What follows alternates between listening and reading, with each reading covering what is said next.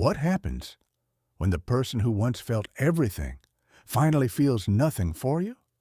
You see, empaths are trained from childhood to absorb pain like sponges, to feel every sigh, every hidden insult, every shift in the air. They forgive when they should cut ties. They give when they are already empty. And for this, the world mistakes their kindness for weakness. But what no one tells you is this: every empath has a breaking point. And when that moment comes, something terrifying awakens. Not anger, not rage, something far colder: silence.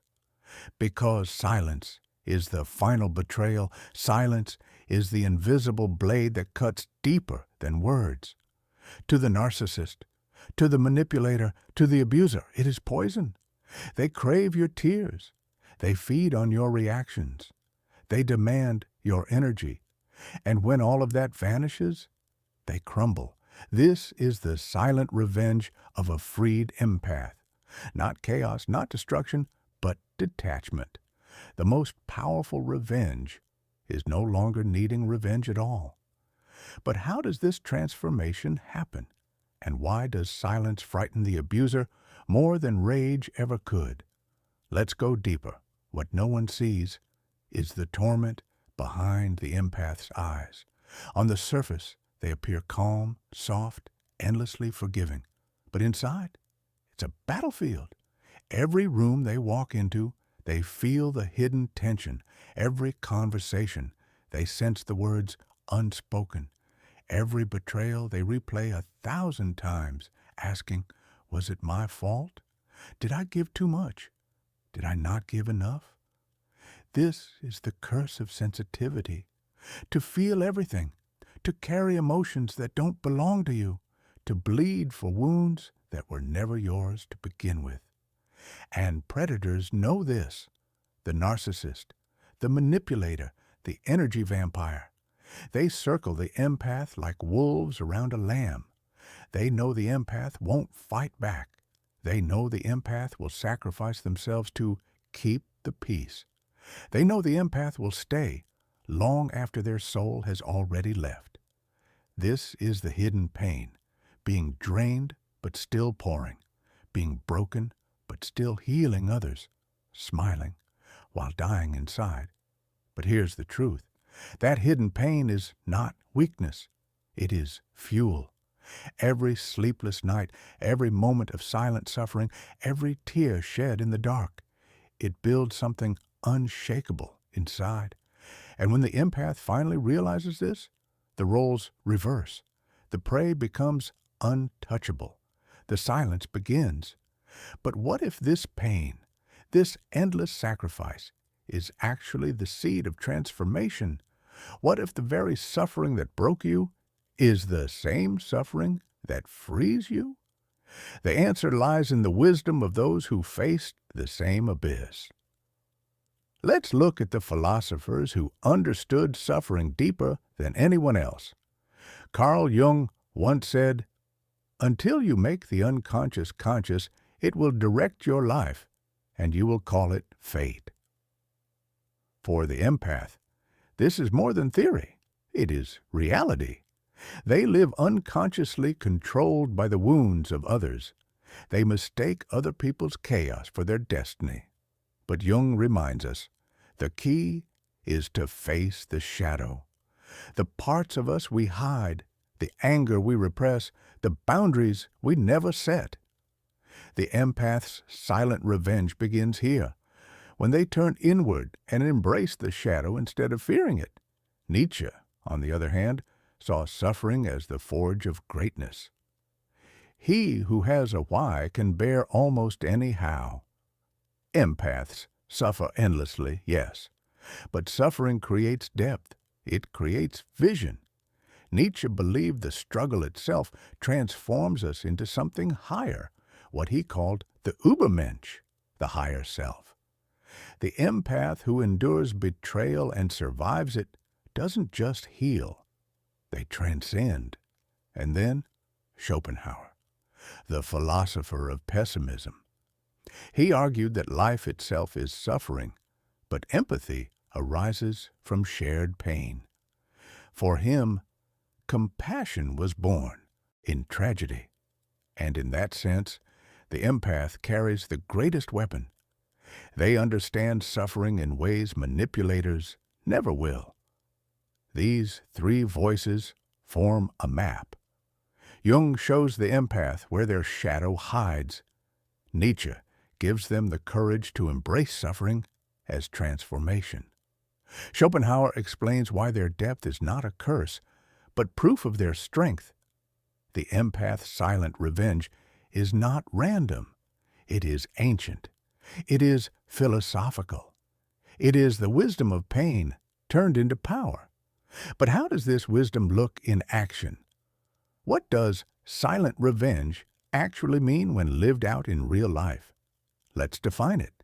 Revenge is usually imagined as fire, screaming matches, explosive anger, public humiliation. That's what the narcissist expects. That's what the manipulator craves. They want you loud, messy, and desperate because every reaction proves they still own a piece of you. But the empath's revenge doesn't burn. It freezes. Silent revenge is not about destroying the other person. It's about disappearing from their control. It's detachment, withdrawal, invisibility. It's cutting the strings they once pulled so easily. To the abuser, this is unthinkable because their power was never physical. It was emotional. They fed on your tears, your need to explain yourself, your desperate attempts to be understood, and now there is nothing left to feed on. Imagine this. A manipulator throws insults, but the empath doesn't flinch. They demand attention, but the empath offers none. They try to provoke chaos, but the empath remains still. That silence isn't weakness. It's a mirror. It reflects the abuser back to themselves. And nothing terrifies them more than seeing the emptiness of their own reflection. Here lies the paradox. The empath doesn't seek revenge, and yet their indifference becomes the greatest revenge of all. Because the narcissist cannot stand being irrelevant. They cannot survive being unseen. Your silence is their death sentence. And for the empath, silence is liberation. No shouting, no explaining, no proving, just peace. This is why silent revenge is so devastating. It doesn't leave scars. It leaves nothing. Nothing for the manipulator to hold on to. Nothing to pull you back into their orbit. Nothing for them to feed on. The empath finally learns the absence of response is not weakness. It's mastery. But this mastery doesn't appear overnight. It comes from unlocking something hidden deep inside, the part of the empath they were always told to suppress, their shadow. So what happens when the empath finally awakens the side of themselves they've been taught to fear? Let's go deeper into the darkness. Carl Jung warned us, one does not become enlightened by imagining figures of light, but by making the darkness conscious. For the empath, this is the turning point. They have spent their entire lives rejecting their own darkness, suppressing anger, avoiding confrontation, believing that to love means to endure everything, even abuse. They are taught that kindness requires silence, that empathy requires self-destruction. But within them lies the shadow, the part that knows how to say no, the part that recognizes manipulation, the part that refuses to bleed for those who never cared. This shadow is not evil, it is power. And when the empath integrates it, they are no longer a victim. Think of the empath before the awakening, apologizing when they did nothing wrong, explaining themselves endlessly, feeling guilty for setting boundaries. Now imagine the empath after the awakening, calm, unbothered, untouchable, not because they stopped caring, but because they finally started caring for themselves. This is the silent revenge in motion. The narcissist expects chaos. They expect screams, tears, endless explanations. But the awakened empath offers only silence, a silence born not from fear, but from strength, a silence that says, I am no longer yours to wound. It is here that roles reverse. The empath, once prey, becomes sovereign, and the manipulator, once the hunter, is left starving in the wilderness of their own emptiness. But this shadow integration is not easy. It feels unnatural at first. The empath trembles when they withdraw. The guilt whispers, "You are cruel." But slowly, that voice fades, and what remains is freedom. This is the moment of transformation, when the empath discovers that their shadow was never a curse. It was the armor they needed all along. The silent revenge is not the end. It is the beginning of a new self, one who no longer plays by the old rules of manipulation. But why does silence cut so deeply? Why is it the one weapon narcissists cannot fight against? To answer that, we must step into the realm of dark psychology. In psychology, silence is never neutral. It's either connection or punishment. And in the world of manipulation, silence is the ultimate disruption. A narcissist thrives on control.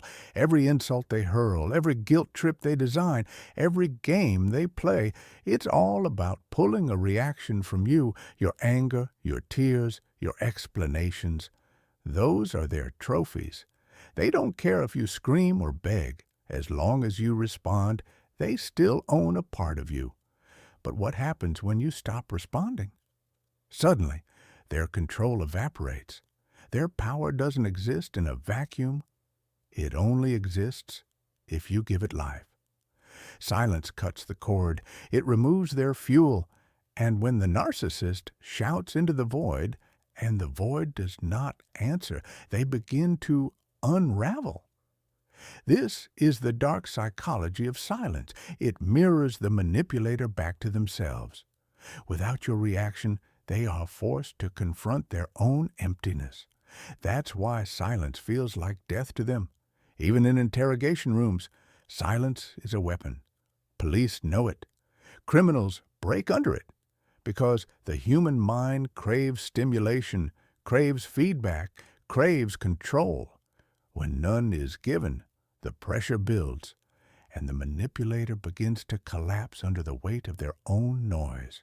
For the empath, silence is not passivity. It is strategy. It's not weakness. It's precision. Silence says, I will no longer bleed for you. I will no longer play your game. And here's the paradox.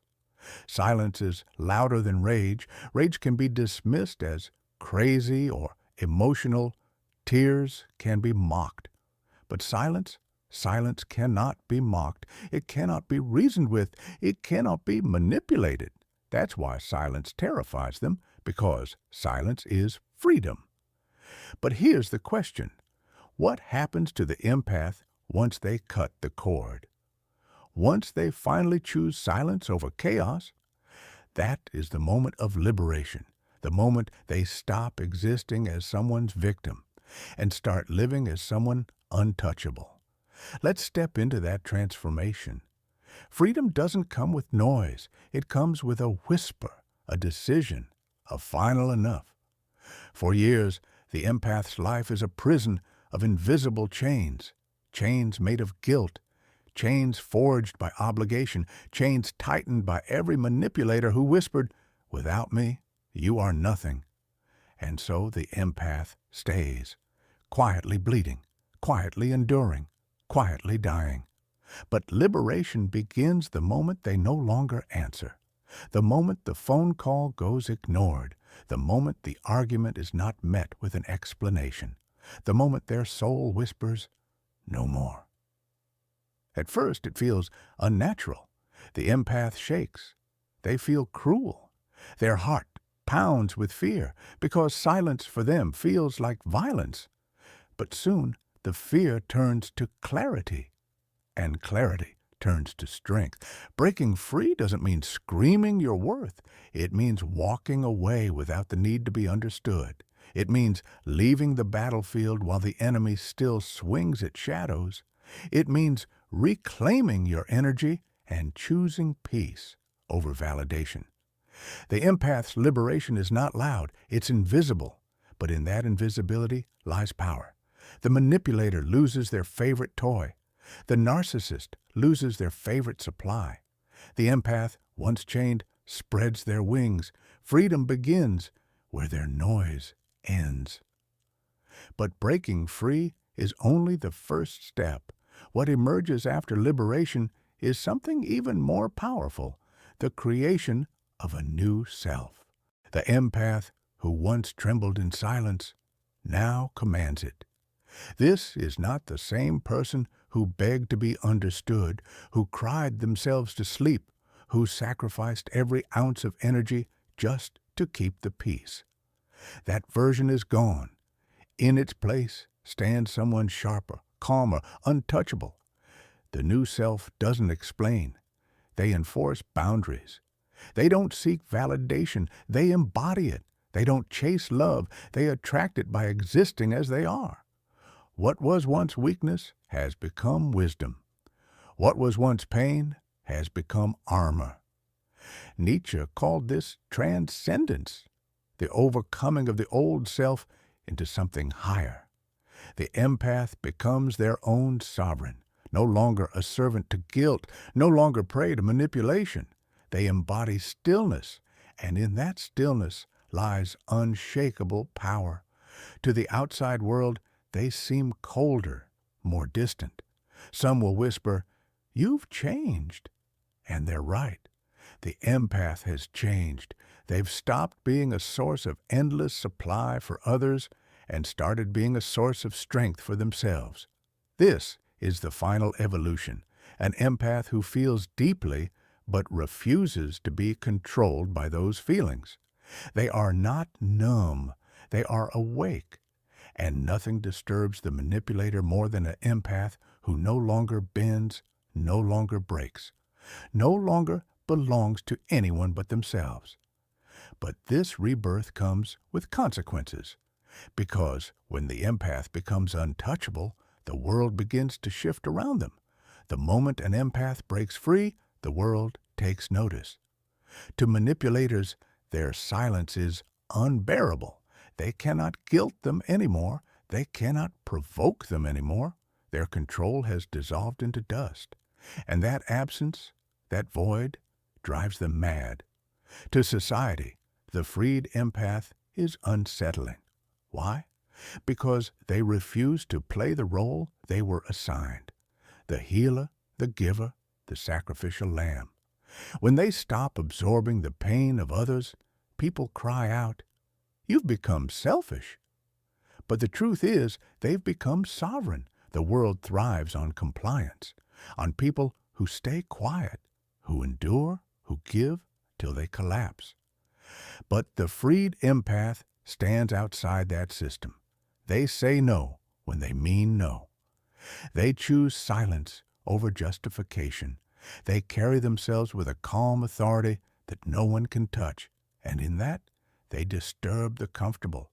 They disrupt the manipulator's script. They break the cycle. The world cannot use what it cannot reach. And the empath, once drained and broken, is now untouchable, shielded not by walls of stone, but by silence. But there's one final truth every freed empath must hear, and it's the message that will close this journey. You are not broken. You are not weak. You are rare. The pain you carried was never proof of fragility. It was proof of depth. The silence you now choose is not emptiness. It is strength.